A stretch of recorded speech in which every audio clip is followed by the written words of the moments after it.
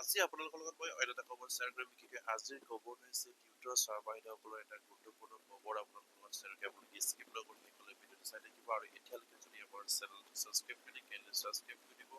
আৰু প্ৰতিগৰাকী টিউটৰবোৰ যাতে এইখিনি খবৰ পাই আপোনালোকে শ্বেয়াৰ কৰি দিব নিশ্চয় আপোনালোকে জ্ঞাত টিউটৰ ছাৰবাইদেউসকলৰ একেবাৰে সমস্যাৰ জৰ্জৰিত হৈ তেখেতসকলৰ চাকৰিৰ কাৰ্যকাল এতিয়া 5 বছৰ সম্পূৰ্ণ তেখেতসকলে পাৰ হৈ গৈছে কিন্তু সেই 5 বছৰতো অসম চৰকাৰে কোনো এটা সিদ্ধান্ত গ্ৰহণ নকৰিলে কিন্তু এই 5 বছৰৰ শেষৰটো বাজেটত তেখেতসকলৰ কাৰণে 6% যিখিনি আপোনাৰ বৃদ্ধি কৰাৰ আপোনাৰ সদনত পাছ হৈছিলে বা বিধানসভাত উত্থাপন হৈছিলে আৰু সেই 6%ৰ বাহিৰে টিউটৰ ছাৰবাইদেউসকলৰ সেই 5 বছৰত একো কাম নহল আৰু সেয়েহে তেখেতসকলে নতুনকৈ যিখন চৰকাৰ আকৌ গঠন হৈছে আৰু আকৌ নতুনকৈ যিজনে শিক্ষামন্ত্ৰীৰ দায়িত্বভাৰ গ্ৰহণ কৰিছে তেখেতসকলক আকৌ সম্বৰ্ধনা জনাইছে আমাৰ টিউটৰ ছাৰবাইদেউসকলে যাতে নেকি আমাৰ যিখিনি আগন্তুক যিখিনি আহি থকা সময়বিলাকত যাতে নেকি টিউটৰ ছাৰবাইদেউসকলৰ সমস্যাখিনি সম্পূৰ্ণৰূপে এইবাৰ সমাধানৰ এটা পথ বা গতি অসম চৰকাৰে ওলাই ইয়াৰ বাবে তেখেতসকলে আগতীয়াকৈ তেখেতসকলে যুঁজা চলাইছে আমাৰ টিউটৰ ছাৰবাইদেউসকলৰ সত্ৰৰ বিষয়ববীয়াসকলে আৰু সেইদৰে তেখেতসকলে লগ কৰি এই বৰ্তমানে আমাৰ শিক্ষামন্ত্ৰীগৰাকীক তেখেতসকলে সম্বৰ্ধনা জনায় আৰু সম্বৰ্ধনা জনোৱাৰ পাছত তেখেতসকলক এটা গুৰুত্বপূৰ্ণ স্মাৰক পত্ৰ প্ৰদান কৰে আৰু সেই স্মাৰক পত্ৰখনত কি দাবী উত্থাপন কৰিছিলে তেখেতসকলে বা টিউটৰ ছাৰবাইদেউসকলৰ বাবে তেখেতসকলে কি দাবী বিচাৰিছে কি আপোনালোকৰ যাতে নেকি সমস্যা আছে সেই সমস্যাটো অসম চৰকাৰৰ লগত তেখেতসকলে কিদৰে উপস্থাপন কৰিছে বা কিদৰে তেখেতসকলে স্মাৰক পত্ৰ প্ৰদান কৰি এই সমস্যাটো অসম চৰকাৰক পুনৰ অৱগত কৰিব বিচাৰে সেইখন স্মাৰক পত্ৰ মই শ্বেয়াৰ কৰিম আপোনালোকে সকলোৱে ভিডিঅ'টো চাই থাকিব আৰু প্ৰতিজন টিউটৰ ছাৰবাইদেউক যাতে নেকি এইবিলাক ভিডিঅ' পাই আপোনালোকে শ্বেয়াৰ কৰি দিব আপোনালোকে নিশ্চয় স্ক্ৰীনত ফটেকৈ কৰিছে সদৌ অসম পাৰিকৃত মধ্য ইংৰাজী আৰু নিম্ন প্ৰাথমিক টিউটৰ শিক্ষক সন্থাই এটা গুৰুত্বপূৰ্ণ স্মাৰক পত্ৰ আৰু সেইখন 18/6/2026 তাৰিখে এই স্মাৰক পত্ৰখন আপোনাৰ শিক্ষামন্ত্ৰীগৰাকীক প্ৰদান কৰা হৈছিলে ইয়াত তেখেতসকলে উল্লেখ কৰিছে প্ৰধান দাবীসমূহ তেখেতসকলে এইদৰে উপস্থাপন কৰিছিলে বা অসম চৰকাৰৰ মাননীয় শিক্ষামন্ত্ৰীগৰাকীৰ স্মাৰক পত্ৰ প্ৰদান কৰোঁতে সেইদৰে তেখেতসকলে দিছিলে 1 নম্বৰ দাবীটোৱে আছিলে মানৱীয় দৃষ্টিত সকলো টিউটৰৰ বাবে অতি শীঘ্ৰে বিশেষ টেটৰ ব্যৱস্থা কৰি শিক্ষকৰ মৰ্যাদা প্ৰদান কৰা আপোনাৰ ইয়াত তেখেতসকলে 1 নম্বৰ দাবী উত্থাপন কৰিছে যে সকলো টিউটৰ ছাৰবাইদেউসকলক মানৱীয়তাৰ খাতিৰত অসম চৰকাৰে এটা বিশেষ টেট পাতি টিউটৰ ছাৰবাইদেউসকলৰ কাৰণে আৰু সেই টেটৰ জৰিয়তে আমাৰ প্ৰতিজন টিউটৰ ছাৰবাইদেউসকলক টিউটৰ পৰা টিচাৰ আপগ্ৰেড লৈ এটা সুবিধা প্ৰদান কৰিব লাগে বুলি 1 নম্বৰ দাবী উত্থাপন কৰিছে এইবাৰ তেখেতসকলে সঠিক দাবী কৰিছে যিহেতু 2017-18 চনৰ প্ৰাদেশিকৰণৰ আইন মতে সেইখন আপোনাৰ সেই আইনখনত উল্লেখ আছে যে প্ৰতিজন টিউটৰ ছাৰবাইদেউসকলে বিশেষকৈ এলপিএমিৰ ক্ষেত্ৰত টিউটৰ বা টিচাৰ আপগ্ৰেড হ'বৰ কাৰণে বিশেষ টেটৰ প্ৰয়োজন হ'ব বা টেটৰ চাৰ্টিফিকেটখিনি জমা হ'লেই যে টিউটৰ ছাৰবাইদেউসকলক টিউটৰ বা টিচাৰ আপগ্ৰেড কৰাৰ কথা তাত উল্লেখ আছে কিন্তু সেইখন দাবী হয়তো যোৱা 5 বছৰত আমাৰ টিউটৰ সন্থাই নকৰিলে বাবে আমাৰ অসম চৰকাৰে এই টিউটৰ ছাৰবাইদেউসকলৰ কাৰণে কোনো বিশেষ টেট পতাৰ বিবেচনা নকৰিলে আৰু সেইবাৰ তেখেতসকলে প্ৰথম দাবীটি উত্থাপন কৰিছে যে টিউটৰ ছাৰবাইদেউসকলক মানৱীয়তাৰ খাতিৰত সকলো টিউটৰ ছাৰবাইদেউসকলে দিব পৰাকৈ এখন বিশেষ টেট পাতি সেই টিউটৰ ছাৰবাইদেউসকলক টিউটৰ বা টিচাৰ আপগ্ৰেড কৰাৰ প্ৰচেছ অসম চৰকাৰে কৰে যেন তাকে লৈ তেখেতসকলে 1 নম্বৰ দাবী উত্থাপন কৰিছে আৰু 2 নম্বৰ দাবী উত্থাপন কৰিছে যে চাকৰি নিয়মীয়া নোপোৱালৈকে দৰমহাৰ গাঁথনি কমেও 30,000 টকালৈ বৃদ্ধি কৰক আৰু সেয়াও তেখেতসকলৰ এটা গুৰুত্বপূৰ্ণ দাবী যিহেতু টিউটৰ ছাৰবাইদেউসকলক যি ধৰণে দৰমহা প্ৰদান কৰি আহিছে সেইমতে তেখেতসকলক যদি দি থাকে তেনেহলে তেখেতসকলৰ সমস্যা তেখেতসকলৰ জীৱনত সমস্যাৰে ভৰি পৰিব আৰু সেই সমস্যা কেতিয়াও সমাধান নহব আৰু সেই উদ্দেশ্য লক্ষ্য ৰাখি তেখেতসকলে প্ৰতিজন টিউটৰ ছাৰবাইদেউসকলক যেতিয়ালৈকে শিক্ষকসকলে আপগ্ৰেড নকৰে বা যেতিয়ালৈকে বিশেষ টেট ব্যৱস্থা নকৰি টিউটৰৰ পৰা টিচাৰ আপগ্ৰেড কৰা এটা সুবিধা প্ৰদান নকৰাল বা শিক্ষক নোহোৱা পৰ্যন্ত তেখেতসকলক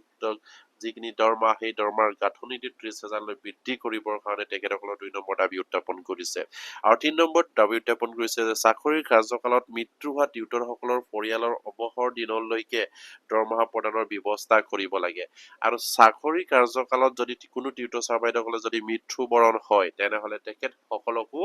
আপোনাৰ ৰেগুলাৰ শিক্ষকৰ দৰে তেখেতসকলকো আপোনাৰ চাকৰি কাৰ্যকাললৈকে যিখিনি তেখেতসকলে দৰমহা পায় সেই দৰমহাটো প্ৰদান কৰি আহিব লাগে বুলি তেখেতসকলে দাবী উত্থাপন কৰিছে খুবেই এটা গুৰুত্বপূৰ্ণ দাবী আৰু গুৰুত্বপূৰ্ণ এখন স্মাৰক পত্ৰ মাননীয় শিক্ষামন্ত্ৰীগৰাকীক তেখেতসকলে এইখিনি প্ৰদান কৰিছে আৰু 4 নম্বৰত কৈছে যিসকল টিউটৰ DLED কৰিবলৈ বাকী থাকিল তেওঁলোকৰ বাবে ডেপুটেশ্যনত প্ৰশিক্ষণ লোৱাৰ সুবিধা কৰক আৰু যিসকল টিউটৰে বৰ্তমানলৈকে আপোনাৰ DLED কৰাৰ সুবিধা পোৱা নাই নাই সেইসকল টিউটৰ ছাৰ বাইদেউসকলক ডেপুটেশ্যনত DLED কৰাৰ এটা সুবিধা প্ৰদান কৰিবৰ কাৰণেও আমাৰ টিউটৰ সন্থাৰ ফালৰ পৰা মাননীয় শিক্ষামন্ত্ৰীগৰাকীলৈ সেইখিনি স্মাৰক পত্ৰ প্ৰদান কৰিছে আৰু 5 নম্বৰত কৈছে অৱসৰ গ্ৰহণ কৰা মৃত্যু হোৱা টিউটৰ পৰিয়ালক এককালীন 10 লাখ টকাৰ আৰ্থিক সাহায্য প্ৰদান কৰা আৰু যিসকল টিউটৰ ছাৰ বাইদেউসকলে অৱসৰ গ্ৰহণ কৰিলে বা মৃত্যুবৰণ কৰিলে সেইসকল টিউটৰ ছাৰ বাইদেউসকলক আপোনাৰ এককালীন সাহায্য হিচাপে 10 লাখ টকাৰ যিহেতু মাননীয় মুখ্যমন্ত্ৰীয়ে নিযুক্তিৰ সময়ত ঘোষণা কৰিছিলে এই 10 লাখ টকাটো তেখেতসকলক মুকলাই দিবৰ কাৰণে বা তেখেতসকলক দিবৰ কাৰণে আহ্বান জনাইছে আৰু শেষৰটো দাবীত তেখেতসকলে উত্থাপন কৰিছে 6 নম্বৰ দাবীত টিউটৰ শিক্ষকসকলৰ দ্বাৰা পৰিচালিত সেল্ফ বেচ বিদ্যালয়সমূহত প্ৰয়োজনীয় শিক্ষকৰ অভাৱ পূৰণ কৰক আৰু যি এই আমাৰ সেল্ফ বেচ স্কুল আছে টিউটৰ ছাৰ বাইদেউসকলে পৰিচালিত যিবিলাক সেল্ফ বেচ বিদ্যালয় আছে এই সেল্ফ বেচ বিদ্যালয়বিলাকত আপোনাৰ খালি আপোনাৰ শিক্ষকৰ অভাৱসমূহ পূৰণ কৰিবৰ কাৰণেও তেখেতসকলে শেষৰটো দাবীত উত্থাপন কৰিছে খুবেই এটা গুৰুত্বপূৰ্ণ দাবী আৰু টিউটৰ ছাৰ বাইদেউসকলে এইবাৰ সঠিকভাৱে দাবীখিনি উত্থাপন কৰিছে বুলি মই ভাবো যিহেতু এই টিউটৰ ছাৰ বাইদেউসকলে যোৱা 5 বছৰত আমাৰ এই টিউটৰ ছাৰ বাইদেউসকলৰ কাৰণে ৰেহাই দি তেখেতসকলক শিক্ষকসকলে আপগ্ৰেড কৰিবৰ কাৰণে তেখেতসকলে দাবী উত্থাপন কৰি আহিছিলে কিন্তু 2017-18 চনৰ প্ৰাধিকৰণ আইনখন সম্পূৰ্ণৰূপে এইখন দাবী যদি অসম চৰকাৰে মানি লয় সংশোধনী কৰিব লাগিব কিন্তু অসম চৰকাৰে এইখন আইন সংশোধনী কৰাত কোনো তেখেতসকলৰ আপোনাৰ অৰিহণা নাই এই টিউটৰ ছাৰ বাইদেউসকলে বুজি পালে সেই 5 বছৰত আৰু সেইবাবে তেখেতসকলে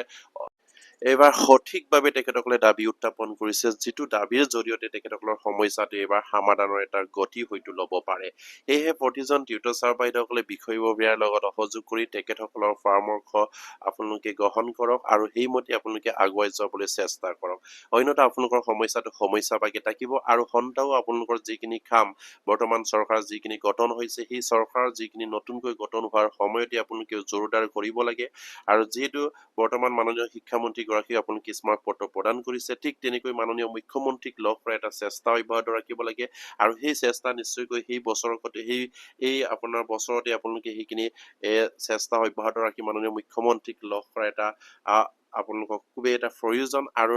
যিমান সোনকালে আপোনালোকে মুখ্যমন্ত্ৰীক লগ কৰিব পাৰিব ইমান সোনকালে আপোনালোকৰ সেইখিনি কামখিনি আগুৱাই যাব নহলে হয়তো আপোনালোকৰ সমস্যাটো হয়তো আকৌ পিছলৈ গৈ থাকিব আৰু সেইবাবে প্ৰতিজন টিউটৰ ছাৰ বাইদেউসকলে আপোনালোকৰ বিষয়ববীয়াৰ লগত সহযোগ কৰি আপোনালোকৰ সমস্যাখিনি সমাধানৰ এটা সঠিক এটা গতি উলিয়াব আপোনালোকক এটা চেষ্টা অব্যাহত ৰাখক আৰু যিহেতু মাননীয় মুখ্যমন্ত্ৰী এই অসমত যিদৰে কাম কৰিছে সেইদৰে যদি কাম কৰে নিশ্চয়কৈ আপোনালোকৰ সমস্যাখিনিও মাননীয় মুখ্যমন্ত্ৰীয়ে গুৰুত্ব প্ৰদান দিব আৰু সেই গুৰুত্ব সহকাৰে আপোনালোকে তেখেতসকলক সেইখিনি যিধৰণে শিক্ষামন্ত্ৰীগৰাকী স্মাৰক পত্ৰ প্ৰদান কৰিছে সেইদৰে তেখেতসকলক স্মাৰক পত্ৰ প্ৰদান কৰি লগ কৰা এটা চেষ্টা অব্যাহত ৰাখক আৰু যিহেতু মাননীয় মুখ্যমন্ত্ৰী এইবাৰ নিশ্চয়কৈ আপোনালোকক লগ দিব যিহেতু যোৱা 5 বছৰটোত আপোনালোকে যিধৰণে চেষ্টা অব্যাহত ৰাখিছিলে কিন্তু মাননীয় মুখ্যমন্ত্ৰী আপোনালোকক সন্তাৰ বিষয়ববীয়াক লগ নিদিলে এইবাৰ হয়তো নিশ্চয় আপোনালোকক লগ দিব আৰু সেয়ে আপোনালোকৰ সমস্যাখিনি কাৰণ আইনগতভাৱে আপোনালোকৰ সেই সমস্যাখিনি দাবী উত্থাপন কৰিছে সেইবাবে মাননীয় মুখ্যমন্ত্ৰীয়ে লগ কৰিব কিন্তু যোৱাবাৰ আপোনালোকে যিধৰণে আপোনালোকে দাবী উত্থাপন কৰি আছিলে বিশেষ টেট আপোনালোকৰ কাৰণে প্ৰয়োজন নহয় টেটৰ প্ৰয়োজন নহয় সেই টেট ৰেহাই দিয়ে আপোনালোকক টিউটৰ বা টিচাৰ আপগ্ৰেড কৰিবৰ কাৰণে আপোনালোকে দাবী উত্থাপন কৰি আহিছিলে আৰু সেইবাবে হয়তো মাননীয় মুখ্যমন্ত্ৰীয়ে আপোনালোকক লগ দিয়া নাছিলে কিন্তু এইবাৰ আপোনালোকে আইনৰ ভিতৰত থাকি যিধৰণে দাবী উত্থাপন কৰিছে নিশ্চয়কৈ মাননীয় মুখ্যমন্ত্ৰীয়ে আপোনালোকক লগ দিব আৰু আপোনালোকৰ বাবে হয়তো বিশেষ টেট পতাৰ এটা যোজা চলাব সেইবাবে আপোনালোকে দেৰি নকৰি অতি সোনকালে মাননীয় মুখ্যমন্ত্ৰীক লগ কৰাৰ চেষ্টা অব্যাহত ৰাখক আৰু প্ৰতিজন টিউটৰ ছাৰ বাইদেউসকলে আপোনালোকৰ বিষয়ববীয়াৰ লগত আলোচনাত মিলিত হওক আৰু তাত কিদৰে আপোনালোকে আগুৱাই গ'লে আপোনালোকৰ সমস্যাখিনি মাননীয় মুখ্যমন্ত্ৰীৰ ওচৰলৈ নিব পাৰে সেয়া চেষ্টা অব্যাহত ৰাখক আৰু প্ৰতিজন টিউটৰ ছাৰ বাইদেউসকলে যাতে কিখিনি আজি এই খবৰ পাই আপোনালোকে শ্বেয়াৰ কৰি দিব আৰু আজি ভিডিঅ'টো ইমানতে কৰিলো নমস্কাৰ জয় আইকম